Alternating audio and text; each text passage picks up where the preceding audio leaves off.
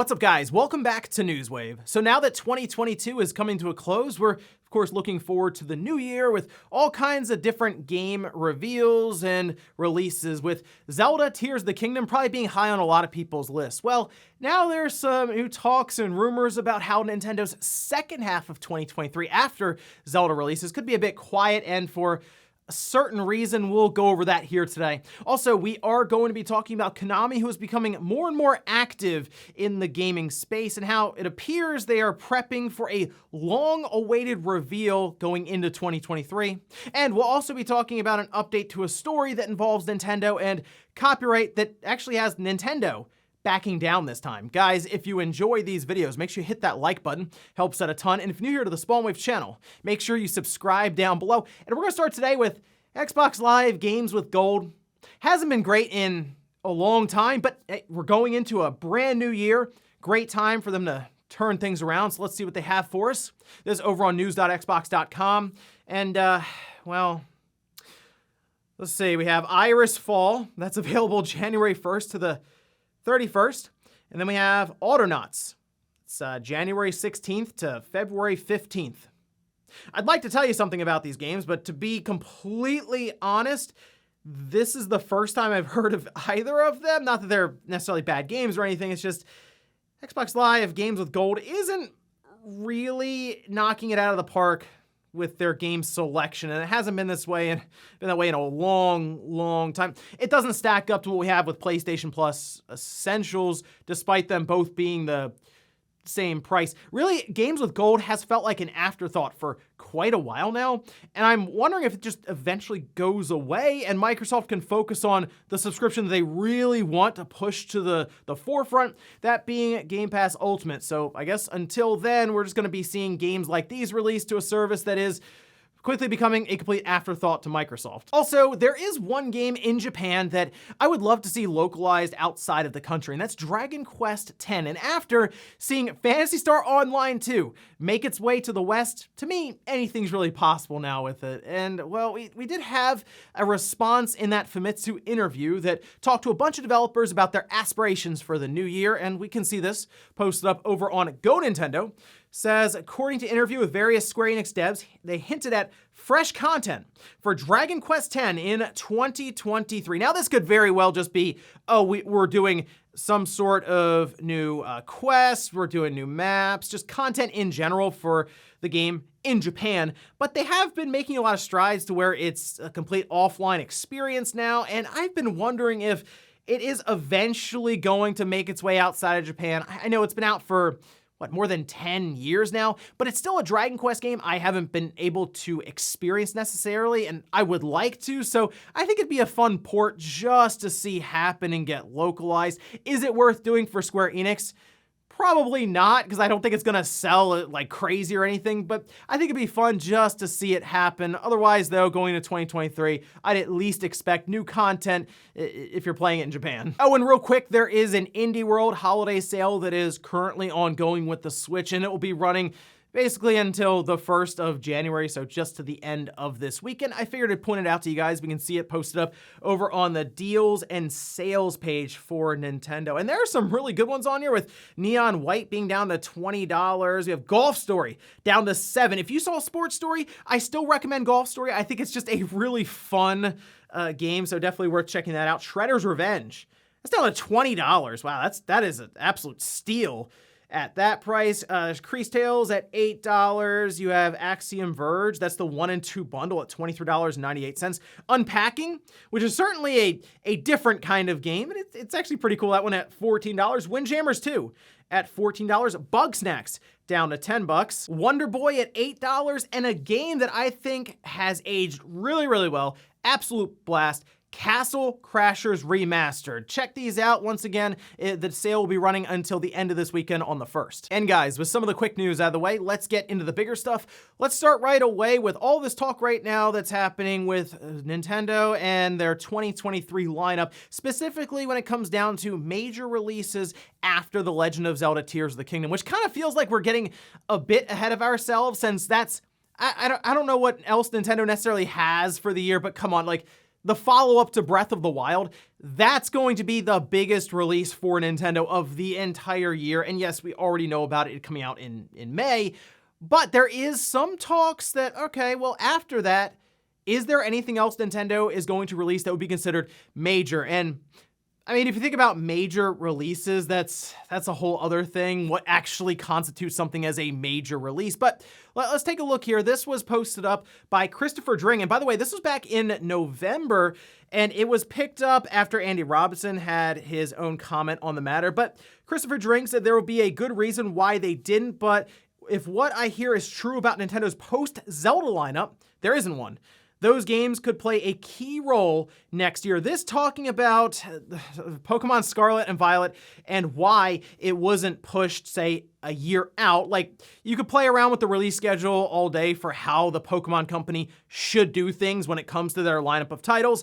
I will say, though, having Brilliant Diamond, Shining Pearl, then Legends Arceus a few months later, and then Scarlet and Violet to close out that same year that Arceus released in, it did feel kind of jam-packed. So Christopher Dring was essentially saying, oh, what if Arceus had come out like the holiday, and then Scarlet and Violet would have come out the holiday of 2023. Well, here saying, well, there's kind of a reason for that. And then Andy Robinson here quoting the big talking point from the week, which had to do with the Switch Pro, quote unquote, getting canceled while I guess developers were working on games with those dev kits that were apparently out there, saying, from what I'm hearing, I wouldn't be surprised if Nintendo starts talking about new hardware by 2024. I'm not convinced another huge first-party game other than Zelda is left on Switch. Usual Nintendo prediction caveats apply. Now, I did see some responses to these tweets when it comes to 2023 for Nintendo, and people are like, well, Pikmin 4 is there. That's a major, no, it's not. The Pikmin franchise, look, I know people really like it, but it's not a very big franchise when it comes to the sales side. And there's a lot of excitement when it got announced. And I do believe that Pikmin 4 will do better than the previous entries. It's kind of hard not to. And obviously the momentum of the Switch and how software just sells left and right on this system. So I think that will end up being a big release for Nintendo.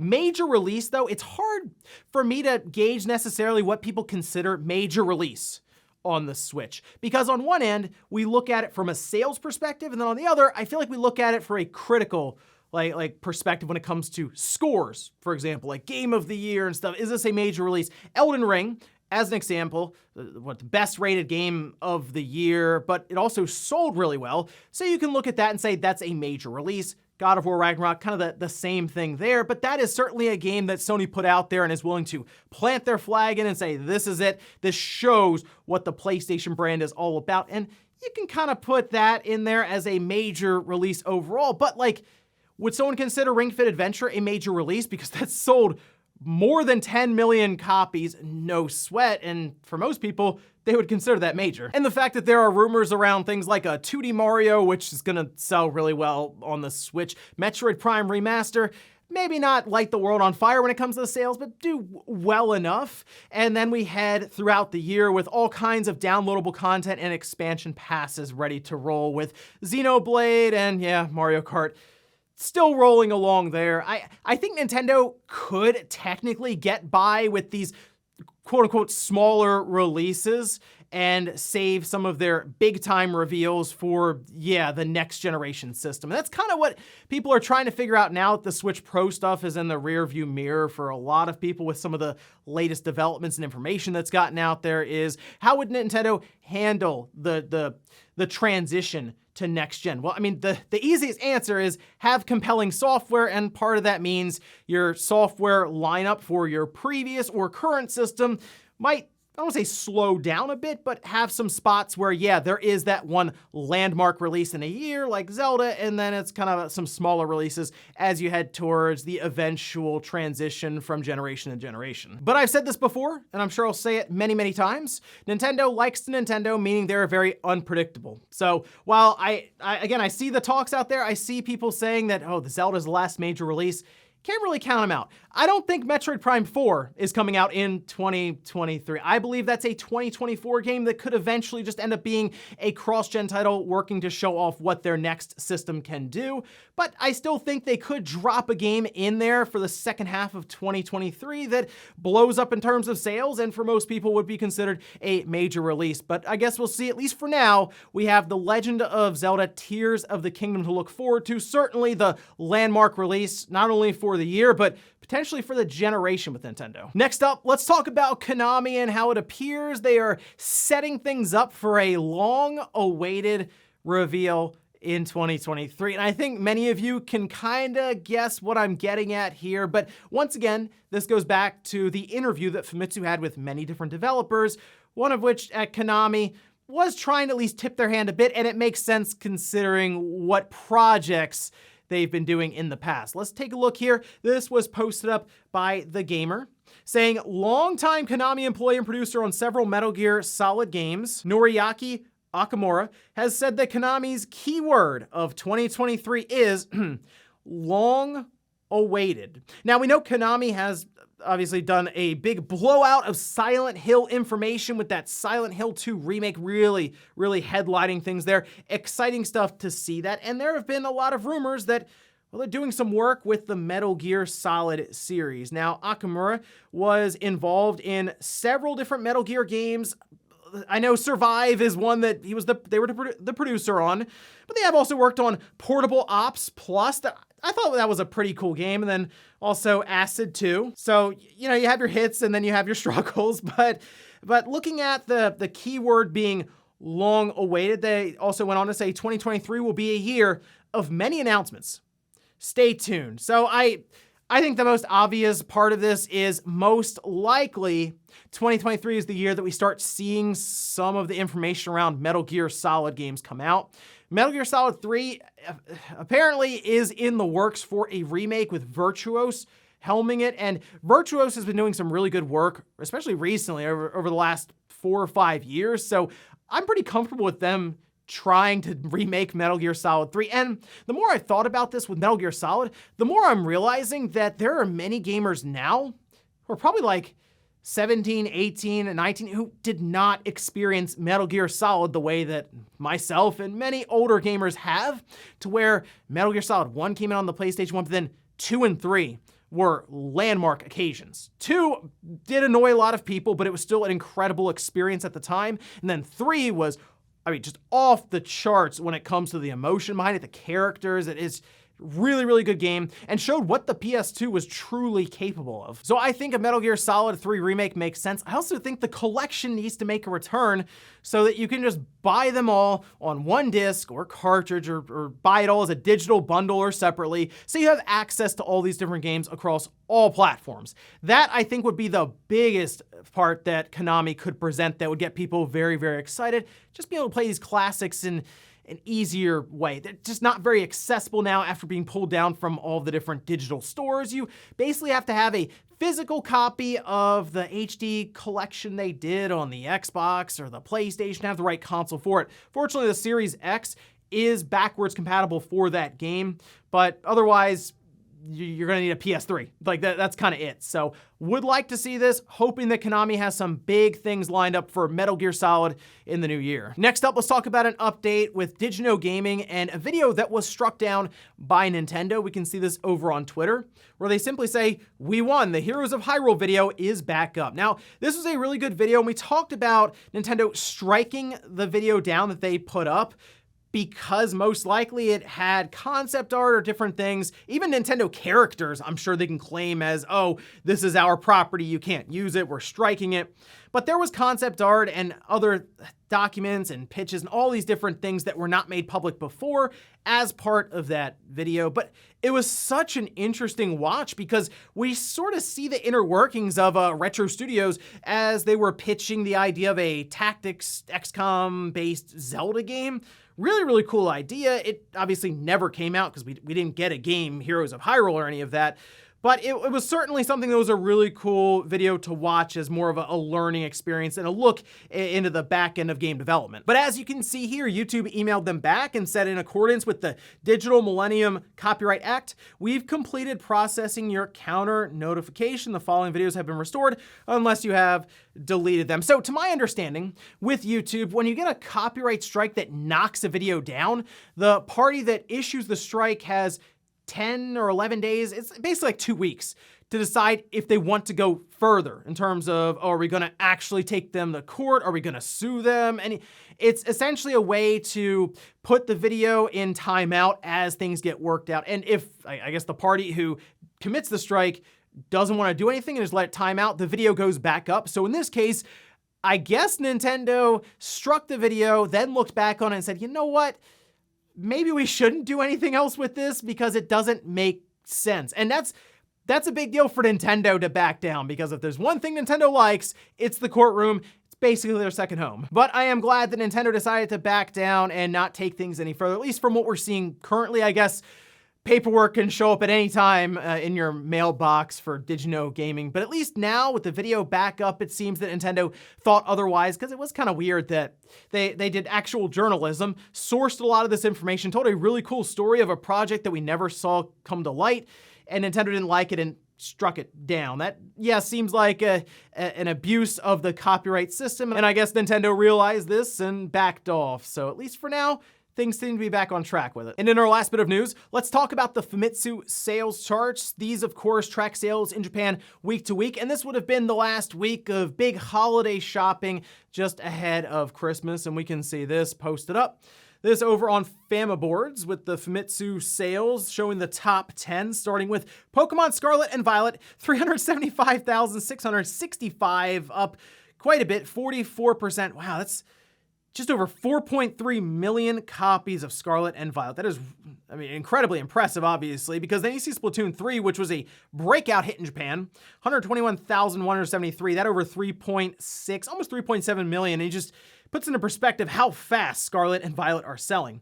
Then we have Nintendo Switch Sports. That's coming up on 1 million sold in Japan already. Mario Kart 8 Deluxe. Yeah, then we have Minecraft, Mario Plus Rabbids Galaxy Battle, Dragon Quest Treasures, Super Smash Bros. Ultimate, Mario Party Superstars, and then Momotaro Densetsu. Moving over to the hardware, the Switch at the top, 163,556, down a bit from last week, but nothing too crazy. And the PS5, 68,819. This is specifically good for Sony because it does appear that they're starting to get their stock situation, at least be able to provide systems, figured out in Japan, as we had last week of 70,000, this week of 68,000. So here's hoping they can continue trending in that direction of keeping a decent amount of stock there. The PS4, 3,161. The Xbox Series, Xbox in general, it's been kind of cooling off in Japan, 1,109. And then the 3DS actually had a bit of an uptick to 238. So overall, things still looking good for the Switch and the PlayStation continuing with its stock.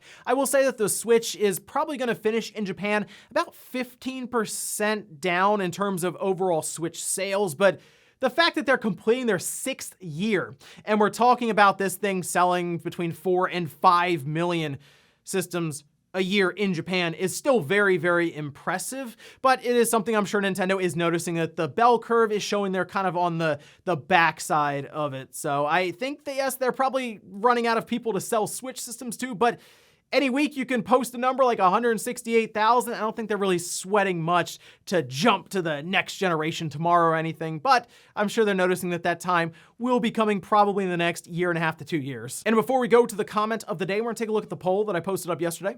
We're asked, will Nintendo announce their next gen system in 2023? 72% say no, 28% say yes. This is gonna be interesting because I think it comes down to if they want to keep the same release timing that they did with the Switch. That was sort of weird because the Wii U, that Nintendo didn't care. Like, the Wii U was done. Nintendo understood that it didn't matter if they announced the Switch ahead of the holiday because the Wii U wasn't going to sell that holiday anyway.